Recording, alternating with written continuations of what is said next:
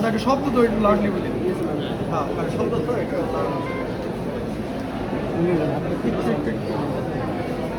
হয়েছে বসতে যাবো রেডি কিউ। হ্যাঁ দাদা এই যে এই যে মনে হাসপাতালে যে আপনার 1.5 বছরের একটা শিশু যে বিলের জন্য আটকে রেখে তাকে অপচিকিৎসা মেরে ফেলছে এরকম স্বতন্ত্র অভিযোগ, তা আপনারা এই শিক্ষিত দেখবেন এবং এই ব্যাপারে আপনারা কী ব্যবস্থা নেবেন? আমরা দুঃখিত আসলে যে পরিবারটার বাচ্চা হারিয়েছে এটা আসলে দুঃখের বিষয়।